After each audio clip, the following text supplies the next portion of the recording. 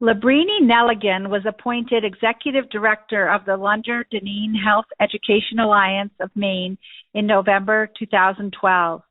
Labrini has served as a principal on the Lunder-Dineen Team since the inception of the program and has led the development of this first-of-its-kind program between an academic medical center and neighboring state.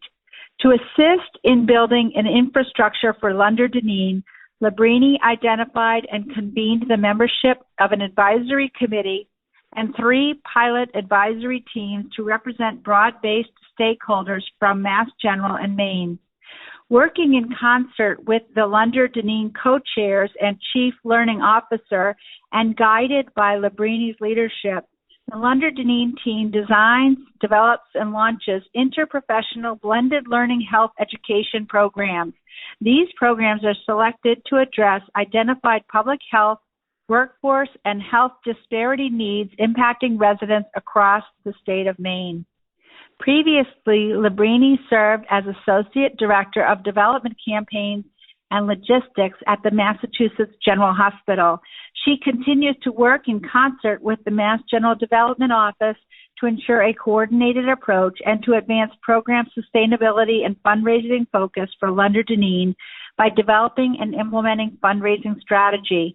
Prior to her work at Mass General, Labrini served as scheduler for Massachusetts Attorney General Tom Reilly and later as a fundraiser on his gubernatorial campaign.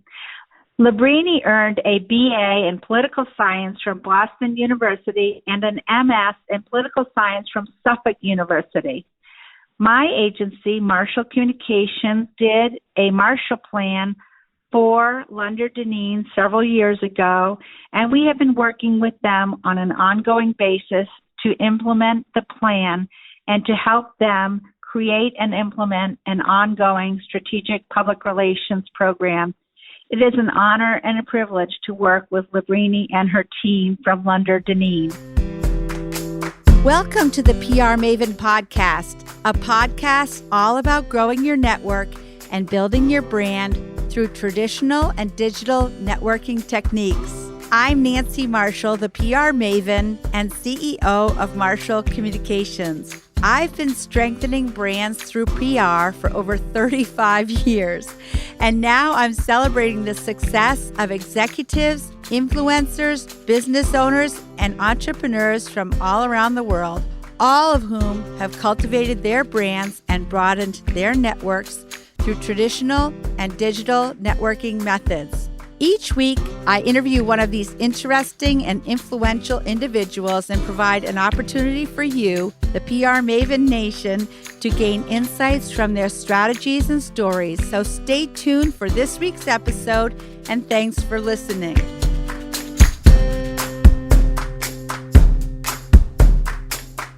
So Labrini, to kick things off, tell us about your career and how you got into it in the first place. Sure, Nancy. I would love to, and thank you again for inviting me on the PR Maven podcast.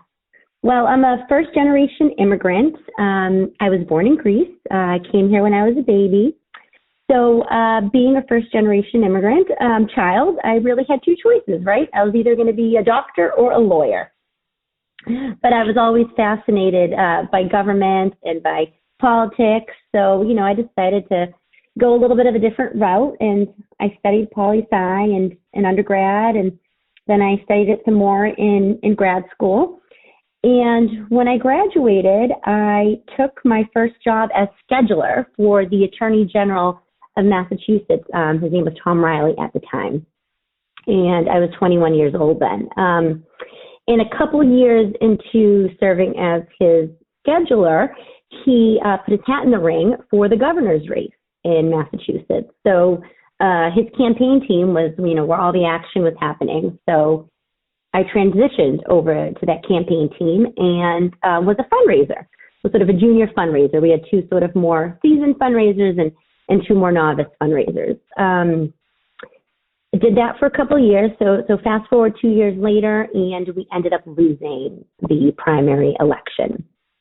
So I was heartbroken. We all lost our jobs.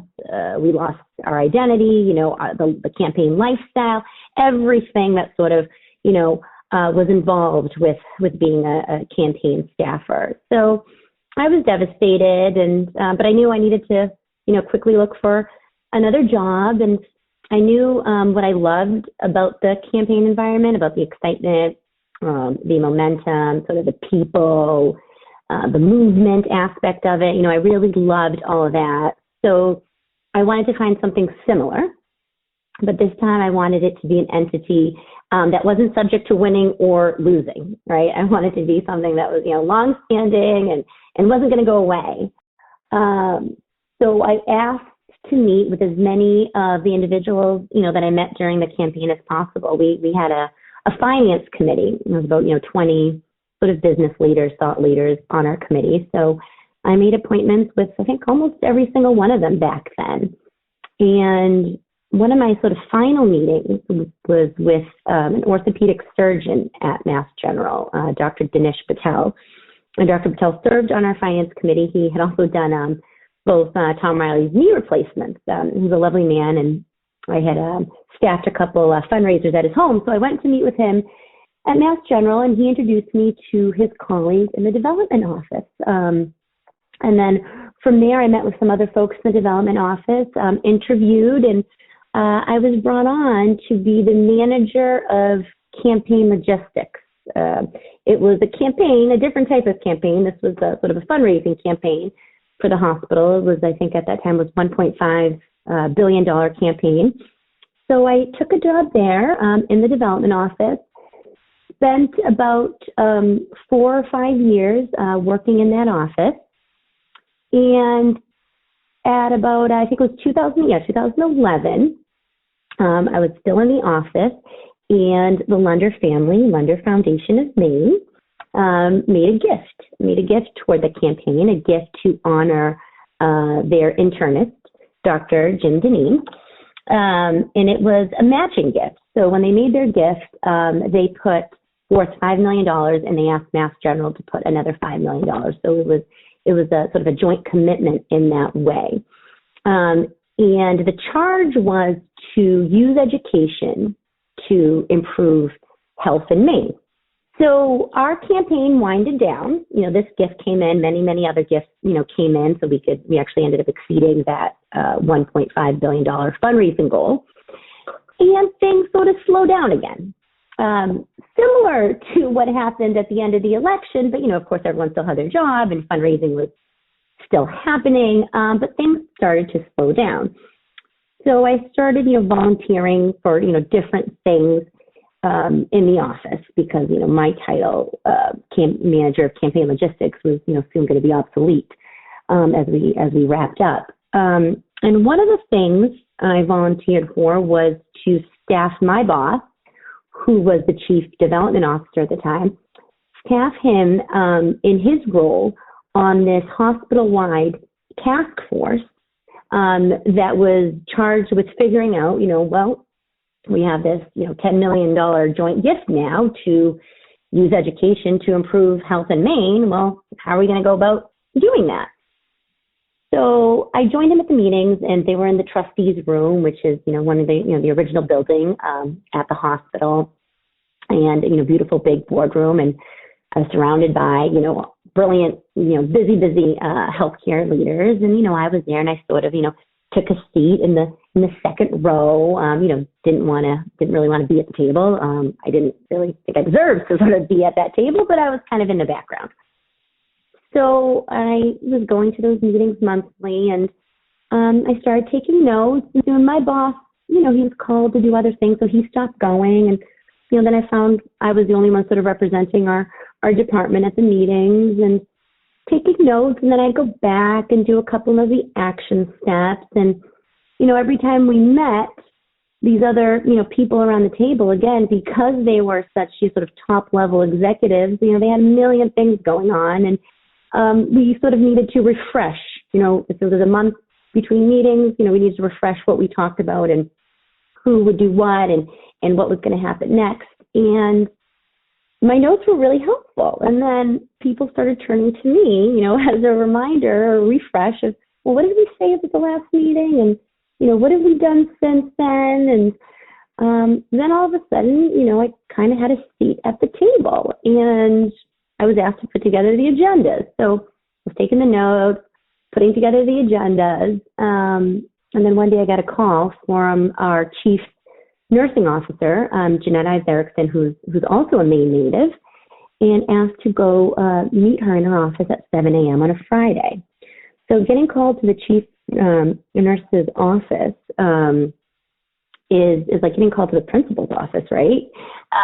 You didn't really know. Yeah, you didn't really know. I mean, am I in trouble? I don't think I did anything wrong, but oh boy, why am I getting called? And I'm not a morning person like all our physicians and nurses are, Nancy. So 7 a.m., oh boy, what did that mean? That probably meant I had to leave my house at, 5:45. And then, well, geez, I'd probably have to wake up at 4:30, at that point. So it was a big deal for many, many reasons. But we had a great meeting, and she told me that she was going to be bringing on an executive director, and she wanted me to apply for that position. So, true story, my husband and I, we booked a quick weekend getaway up to Maine to Kennebunkport, and on the way, I made a pros and cons list.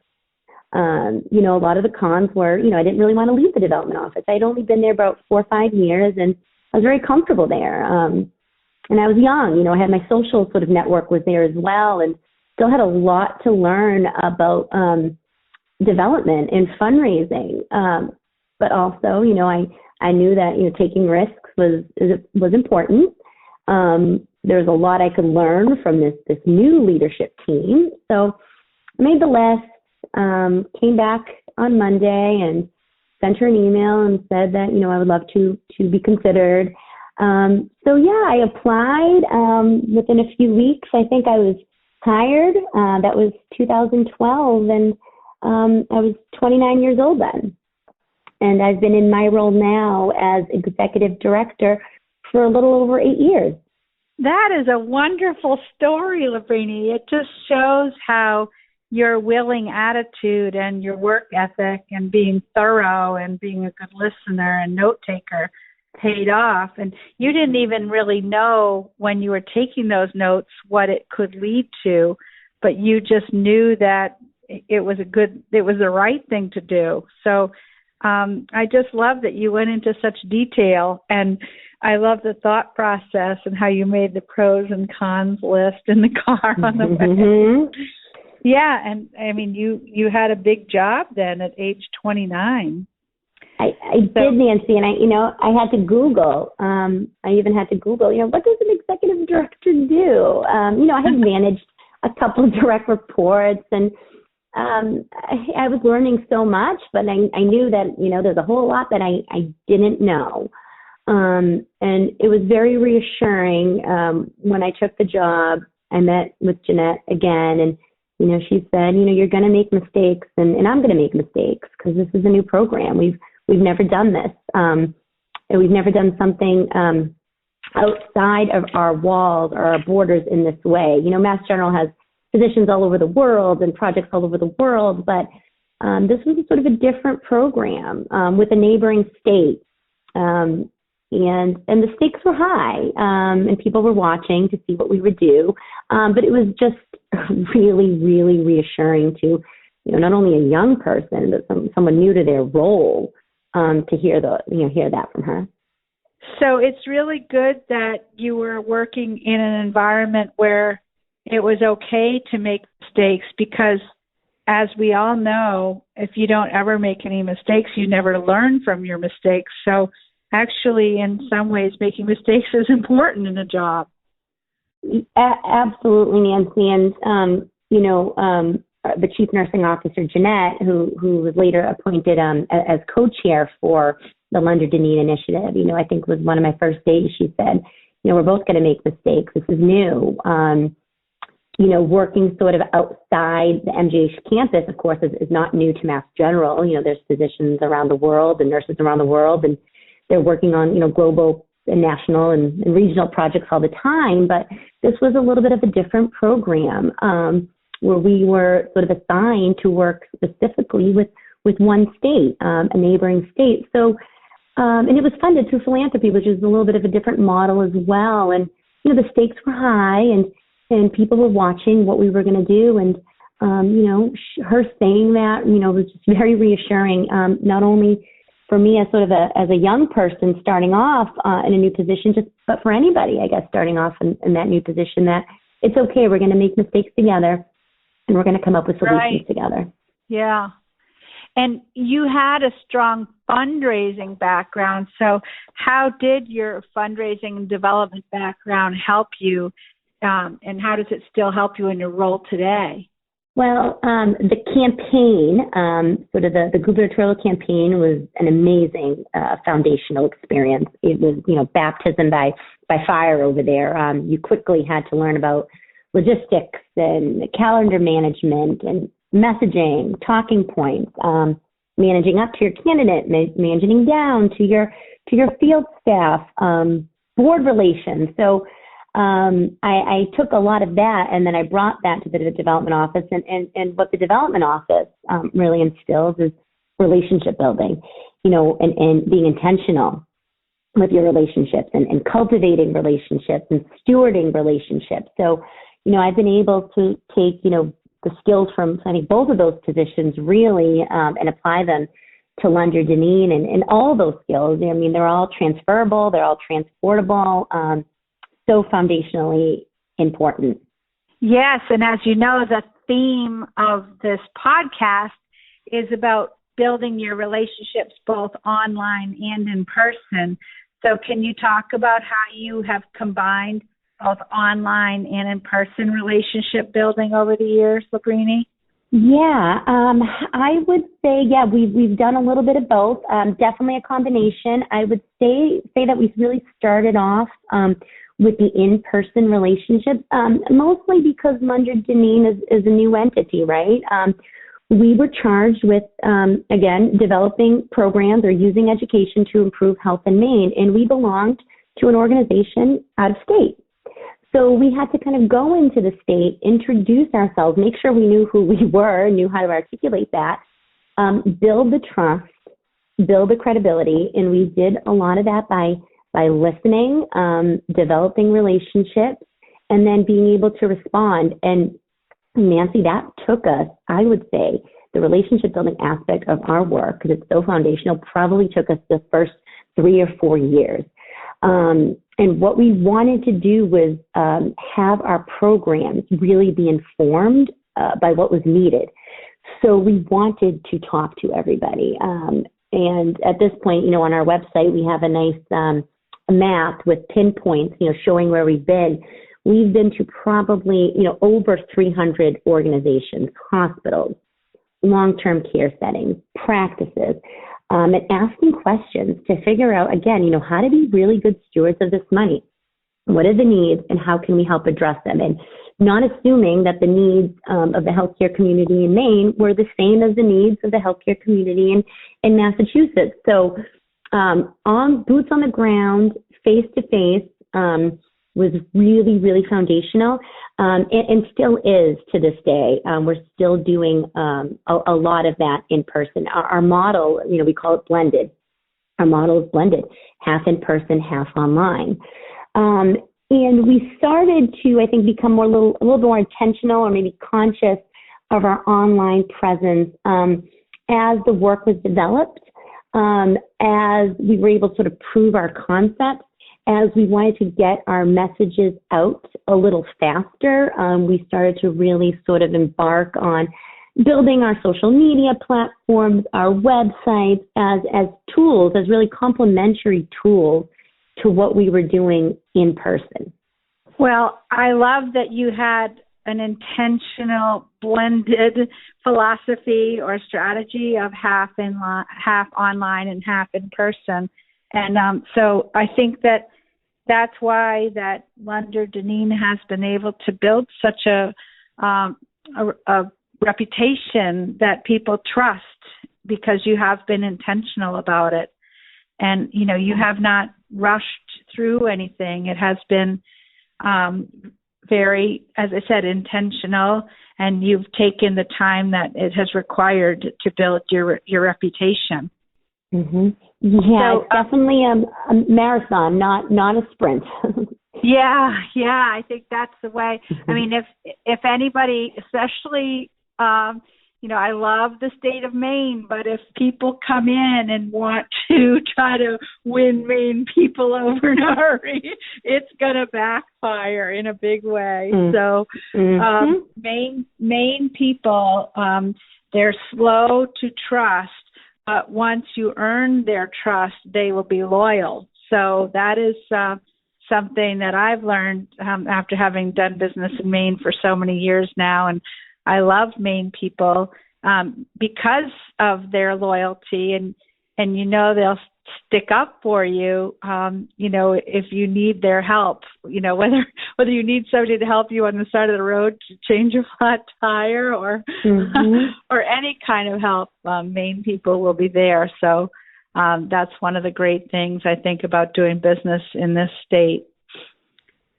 So Labrini, what would your best how-to tip be for PR, marketing, and social media? Or personal branding, actually. A great question, Nancy. I think for us, the motto is always the WIIFM, what's in it for me, right? So WIIFM. So always trying to find that and find that for your audience. We have lots of different, audiences or stakeholders at Lunder-Dineen. We have our co-chairs, we have our board, we have our practice sites, we have our learners. So we constantly need to frame or sort of target groups that will resonate with them. Because if you don't do that, it's easy for folks to sort of scroll past whatever communication you're trying to send to them. So I'll give you an example, Nancy. We have 3 signature flagship educational programs at Lunder-Dineen, and one of them is called Time to Ask. It addresses unhealthy alcohol use, and we practice this program in primary care. So when it's time to sort of message this program, we do it differently to whoever the target audience is. If we are trying to reach sort of the healthcare professionals, the teams at the primary care practices, the physicians, the medical assistants, et cetera, we talk to them a lot about how unhealthy alcohol use is likely contributing to other chronic conditions faced by their patients. So, high blood pressure, heart disease, and they don't get a lot of this in medical school. So we remind them of that. We give them tools to make screening easier. We give them tools to make conversations easier. So really finding, again, what's in it for them, where can we add value for them? And when we talk to the public, our messaging is very different. Our messaging is that alcohol use is still the number one substance of misuse. Kills more people than opioids. We are not about being prohibitionists at Lunder-Dineen. We're just about sharing information and, allowing folks to make informed decisions. So, we talk to them about making those informed decisions. And then when it comes time to speak to the practice executives, the leadership, well, we talk to them about the importance of this, program in terms of cost savings, in terms of staff satisfaction, in terms of being able to keep patients, right at the primary care site. So knowing your audience and being able to target your messaging to that audience, always sort of keeping in mind, what's in it for them, I think has really helped us, not only organize our thoughts, but organize our messaging and being, a little bit more articulate with our messaging. Yeah, that's great. And actually, when I talk about public relations at its very basic, I think in terms of you have a message and then you have a targeted audience and then you need to figure out the best means of delivering that message to your audience. And it sounds like you're doing that all the time anyway. And a lot of times it's best to have a face-to-face meeting to deliver a certain message or to make a request or to ask for a donation. Sometimes you want to be just sending an email for a general update or a personalized email or sometimes a phone call, whatever. But again, at its most basic, I believe that PR consists of, your message, your audience, and then the best tool to make the connection And sometimes it's online and sometimes it's in person. And like you said, you have the blended approach. So sometimes you're doing a little of both. That's right, Nancy. Yeah, absolutely. And, in education, we're learning and we're seeing, and we're hearing back from our learners that they like the blended approach to education. We have, a multi-generational group in the workforce today. We have our some of Generation Z is, graduating now, right? And they're entering the workforce. We have our millennials, our Xers, our baby boomers, and they all like to learn differently, right? They all have different preferences and trends. So in addition to the PR aspect of our work, when you get right down to the education and the nitty-gritty, there's a time and place for, on-demand, online learning, and there's, an equal place for that in-person networking, asking questions type of learning as well. And when we survey our learners afterwards, the programs don't work without both. They really don't. So this blended learning, model is really so the framework that we use across all of our programs. Yeah. And right now we're in the midst of COVID-19, and of course we can't have anything in person. So thank goodness for the internet, so that we can stay connected right now. It's really a blessing. So Lunder-Dineen is funded 100% through philanthropy. So how did this vision originate, Labrini?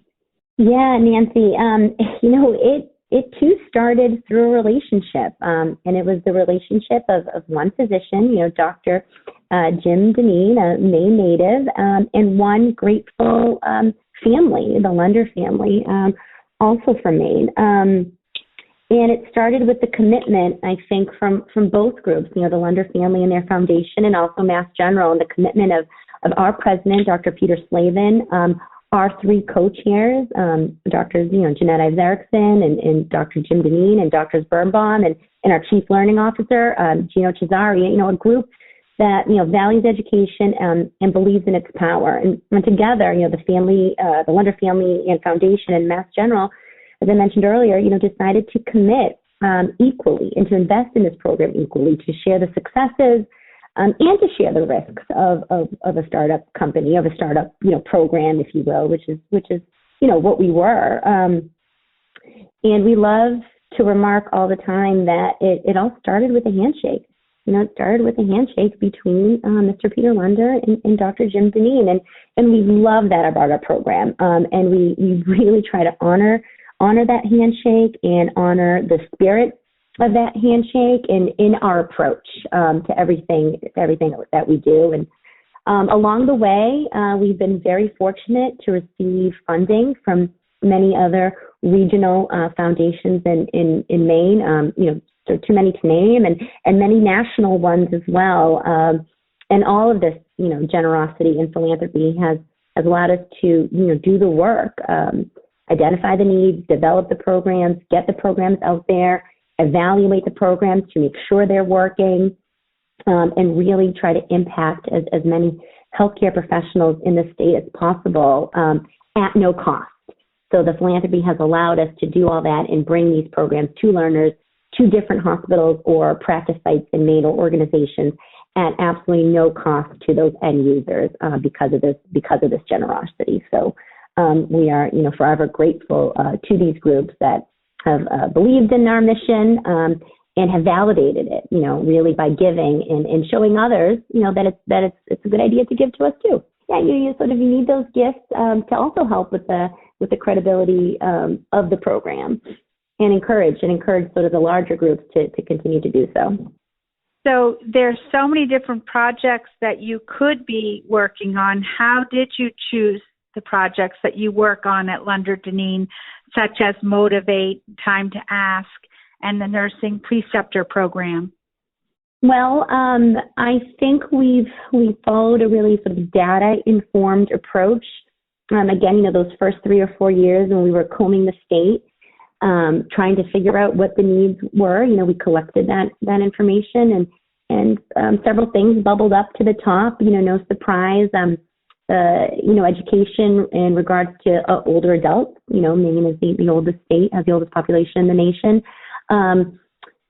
Substance use, behavioral health, veterans health, nursing leadership. Maine is going to be facing a very serious nursing retirement cliff where almost half of our nurses are going to be retiring in the next 5 years, and with them, all that sort of intellectual property. So a lot of these issues bubbled up to the top, and many, many others, right? So we took that list. We took that list of the issues that bubbled up to the top, and we looked around to see who else was working on them. Because again, part of being sort of good stewards of the philanthropy meant that we weren't going to recreate something. We weren't going to duplicate something. That wasn't going to be a good use of the funding. We wanted to do something that wasn't being done. So I think that's sort of the second tier of review. And then third tier, we looked for clusters of folks, of champions, of ambassadors who have made some of these topics their work's life. But because of the size of the state, there wasn't sort of a vehicle to convene everybody. So we looked for those champions, those thought leaders, and we brought them in. And we've been so blessed. For all three of our programs, we have statewide advisory teams, Nancy, about 10 people on each team, made up of folks in practice, in academia, and these folks gather with us every month. They volunteer their time, and they've helped us from, A to Z. The names of our programs, the branding of our programs, all the way from the, identification of the issue through the evaluation, and now what we're working on is really the expansion of the programs. They serve as presenters with us in regional events and national events. They serve as our faculty. Hundreds and hundreds of hours have been dedicated by these three, statewide teams, and we tell them it's never enough. Just saying thank you is never enough. We look for ways to recognize them as much as we can, but it's really their dedication, and they're the backbone. This volunteer leadership is so admirable, and it's really the backbone behind how Lunder-Dineen has been able to work. Well, again, this all really speaks for how intentional the organization has been over the years, and not doing anything in a hurry, and really thinking through all aspects of your programs, and also, as you said, consulting with people that you call thought leaders from the communities. And I really admire the way that you've operated. So I'm not surprised that Lunder-Dineen has had such a tremendous impact all over the state of Maine as it has. So we're going to continue our conversation with Labrini shortly, but I wanted to share some exciting news with you that you can now connect with me by calling 207-620-9075 to ask me a question on the PR Maven listener line. So if you'd like to have a question or a comment aired during the podcast, dial that number, 207-620-9075, and you can record a comment, and we'll play it live, and then I'll have something to say, because I'm really hardly ever at a loss for words. So thank you for joining us, and now we're going to go to a quick break, and we'll be right back with Labrini Nelligan.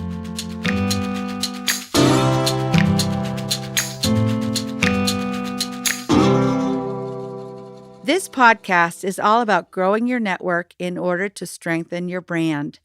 In my 30-plus year marketing and PR career, I have seen many organizations waste their precious time and money on marketing because they're trying to obtain success without any strategy to achieve their goals. So many organizations and companies suffer from what I call the shiny object syndrome, trying every new fad that comes down the pike. That's why I created the Marshall Plan 15 years ago.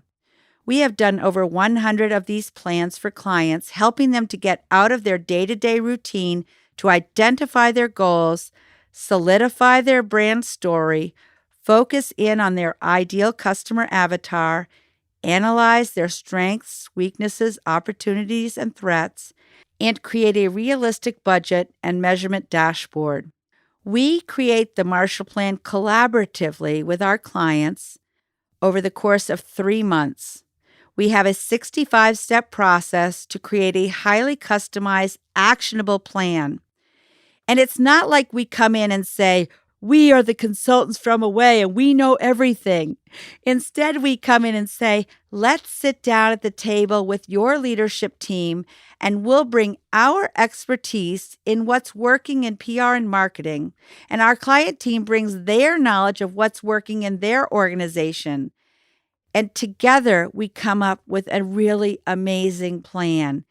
For many, it's been a transformative process. I have watched how teams have come together and their faces light up because they have such a sense of accomplishment and they're so excited about the future of their organization. We help our client figure out the best way to implement the plan, sometimes using people within their organization and sometimes with our help. We would love to chat with you about how you can expand your network and achieve your marketing goals with a Marshall Plan.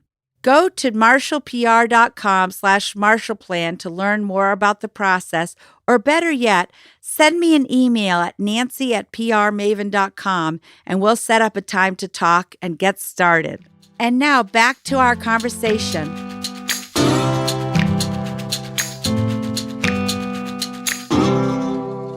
So welcome back, and today we're talking with Labrini Nelligan, Executive Director of Lunder-Dineen Health Education Alliance of Maine in collaboration with Massachusetts General Hospital, and I want to dive right back in with more questions.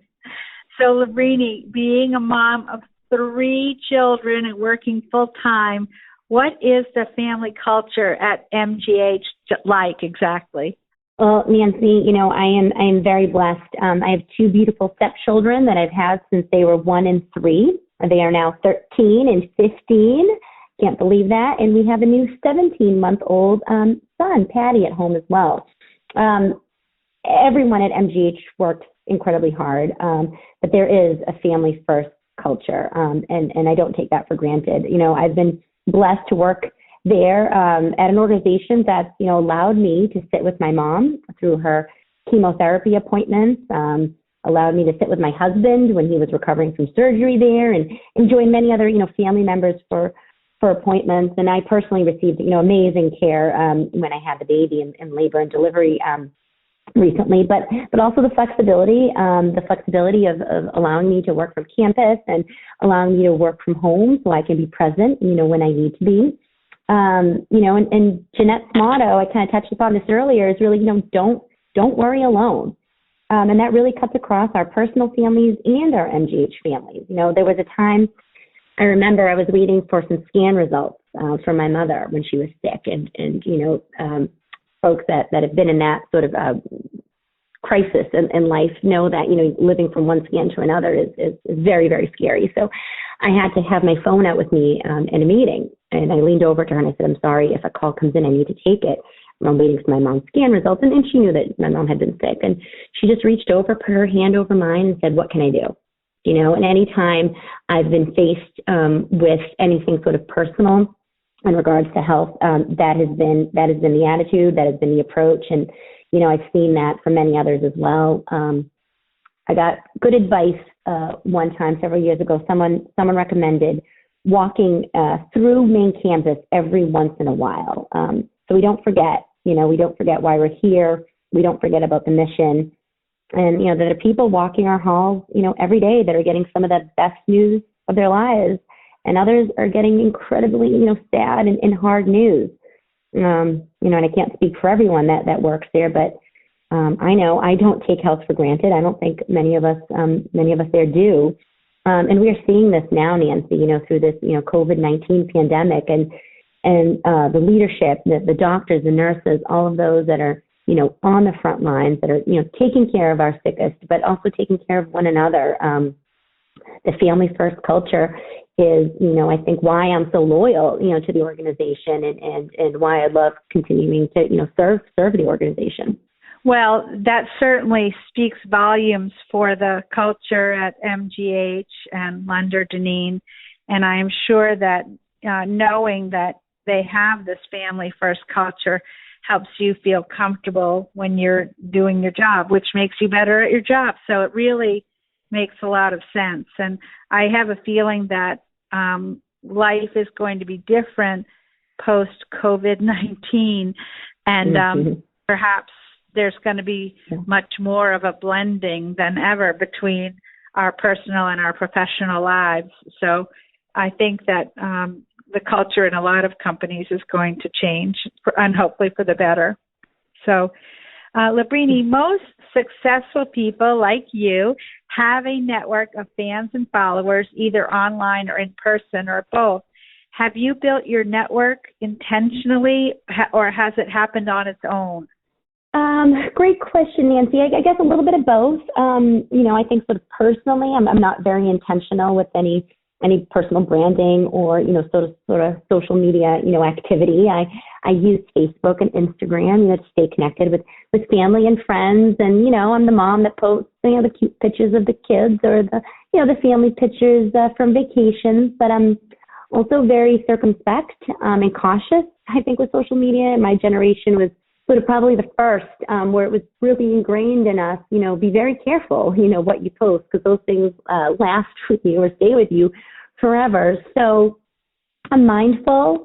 I'm not a frequent flyer, I think, on Facebook or Instagram, but you will see me there. Professionally, again, we've really built, I think, our network organically. I was listening, Nancy, to one of your podcasts, I think it was Jody Flynn, and you guys were talking about relationship building and sort of the importance of in-person relationship building. And, you both said, one of you said it, in-person is where the magic happens. And I love that quote. I think we might use that. We're going to borrow it, okay, for one of our taglines, I'm sure at some point. I thought it was just spot on.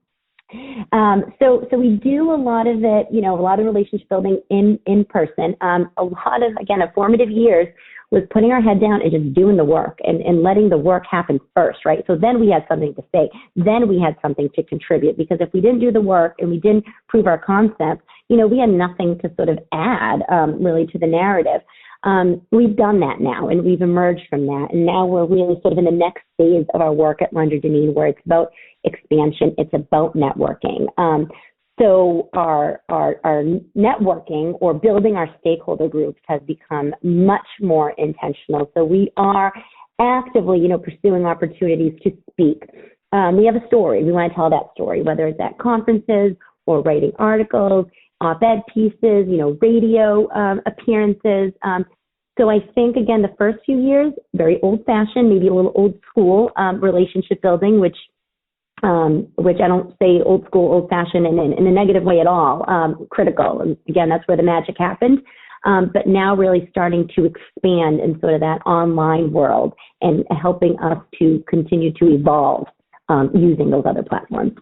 Well, I'm glad that you remembered that quote from my conversation with Jody Flynn, because she and I really did have a lot of fun with that podcast, but we did talk about how when you are in person, that is when there's literally chemicals that go back and forth between two humans when they're in the same space, like oxytocin and serotonin, which are like, I call them the happiness chemicals. So, so absolutely.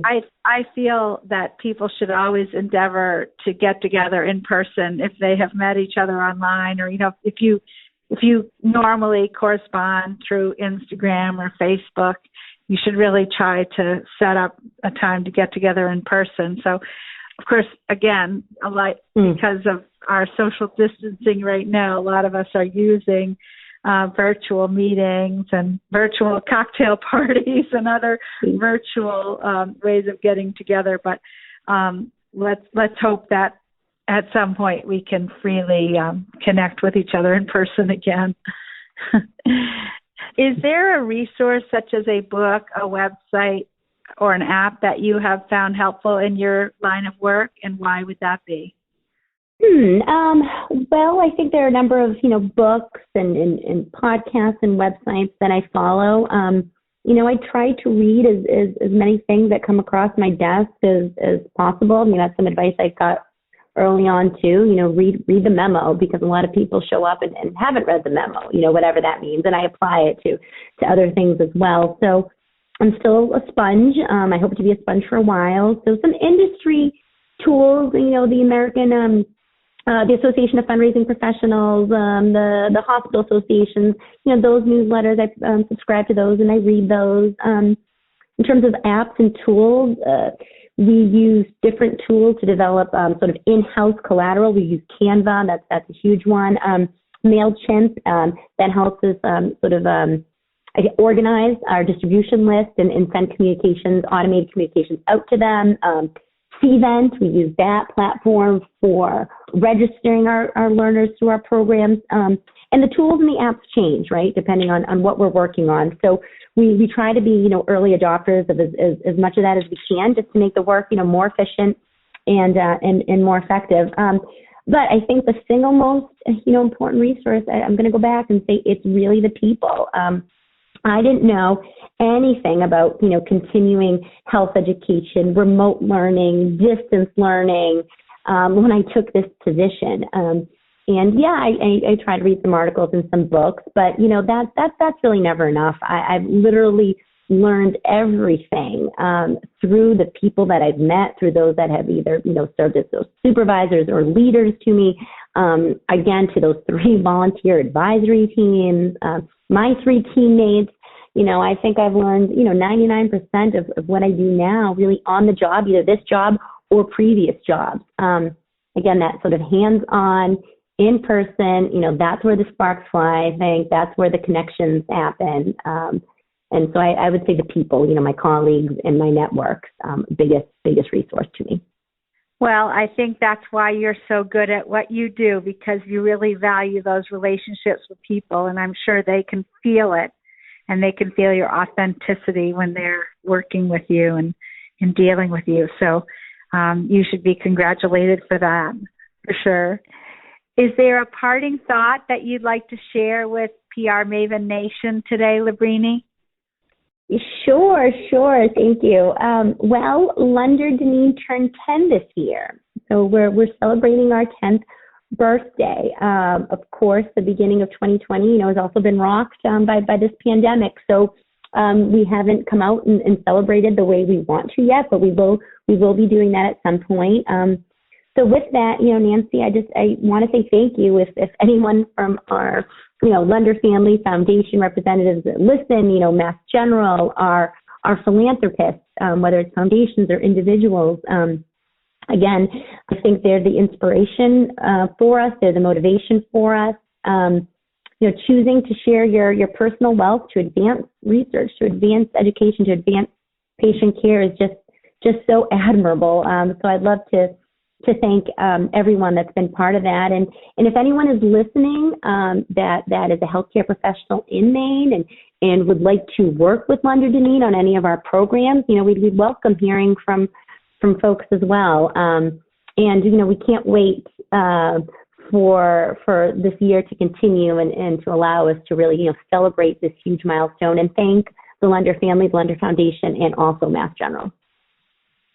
Well, thanks for sharing that, Labrini, and happy 10th anniversary to Lunder-Dineen. And thank you.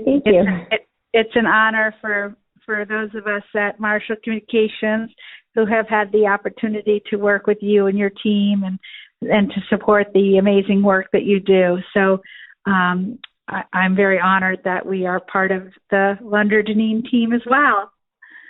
You absolutely are, Nancy, and I know it's been some time since I've seen you in person, but, when I first took the position, I think you were one of the first individuals we met with, and you helped develop the Marshall Plan for us, and we've continued to use that as a guide, and the other, advice and counsel that you've given us has been invaluable.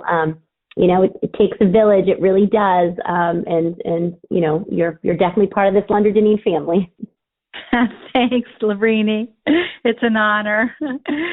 So if people would like to get in touch with you, I know that you invited people from Maine to get involved, but I can also see that people from across the country might want to replicate what Lunder-Dineen has done. So perhaps people will want to get in touch with you and ask for your advice. So what's the best way for them to reach out and connect? Absolutely. Our website, if folks want the latest information, news is and what we're doing is always on our website. That's Lunder-Dineen.org. We have a quarterly e-newsletter. Folks can opt into that. We're also on Instagram and Facebook at Lunder-Dineen, so you can find us there. And if anyone wants to personally reach out to me, my email is Labrini, Labrini, at Lunder-Dineen.org, and I'd be happy to meet or speak to anyone that wants to hear more about our work. Well, that's great. Labrini, this has been so uplifting. I'm so glad that we heard about the trajectory of your career and the organization and the good work you're doing. And I want to thank you for joining me today. And I know everybody in PR Maven Nation enjoyed it as well. So I hope you have a great day, and I hope everybody in PR Maven Nation has a great day, and that soon we can all start getting together in person and making that magic happen. So have a great day, PR Maven Nation. That's it for this week's episode. I'd like to thank you for listening, and if you feel that you've gotten value out of today's conversation, consider leaving a 5-star review on iTunes or whatever app you're using to tune in. If you haven't subscribed yet, you should do so. I release a new episode each week, and subscribing will make sure you get an alert when there's a new episode. You can also join the PR Maven Nation by going to prmaven.com/nation and clicking join. It's free, and it's a great community of like-minded individuals who are all looking to learn and grow from one another. If you have an Alexa-enabled device, be sure to add the PR Maven Marketing Minute to your daily flash briefing menu. Thanks again for listening, and have a great rest of your week, PR Maven Nation.